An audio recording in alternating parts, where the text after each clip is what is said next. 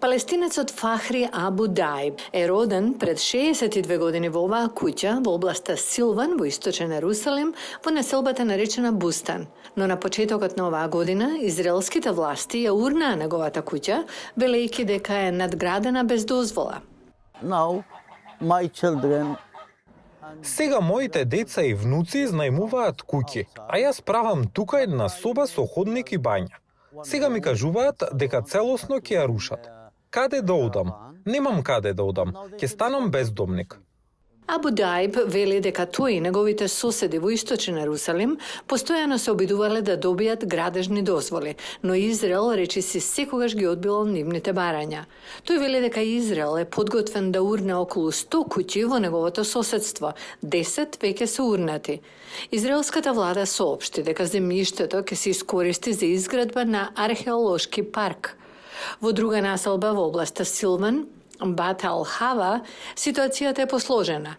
Јеменските евреи се населиле овде кон крајот на 19 век, но се доселиле по арапските немири во 1930 години. Според израелскиот закон, имотите во Ерусалим, кои првично биле во еврејски раце, може да се вратат на евреи, дури и ако палестинците кои ја купиле земјата мора да бидат иселени.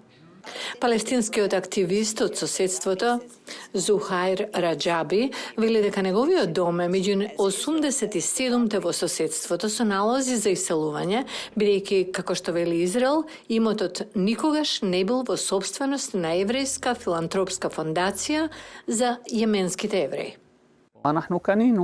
Ги купивме куќите, не ги украдовме. Имаме документи. Секое семејство овде има документ за купопродажба. Во мојот случај, татко ми ја купи оваа куќа во 1966 година и ние живееме тука од 1966 година. Бев шокиран во 2015 година, кога јас и моите браќа ја добивме наредбата за иселување. Зашто? Раджаби вели дека тој и неговите соседи често се малтретирани од околу 40 семејства на еврејски доселеници кои се преселиле во соседството, заштитени од чувари финансирани од владата. Тој вели дека еврејската доселеничка организација Атерет Коханим му понудила големи суми пари за да замине, но тој секогаш одбивал. Од друга страна, представниците на Атерет Коханим велат дека нема ништо незаконско во обидот да се купи имот и повторно да се воспостави еврејско присуство во оваа област. Во основа, кралевите и пророците на еврејскиот народ, историјата и наследството се одвиваа овде. Ова е центарот на Ерусалим и центарот на еврејскиот свет.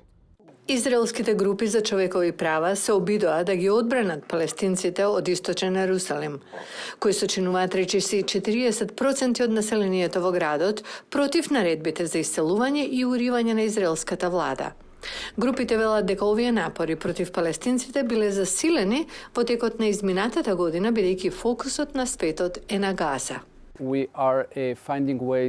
Наоѓаме начини да ги блокираме потезите на израелската влада, но неравнотежата на моќта не е во наша полза.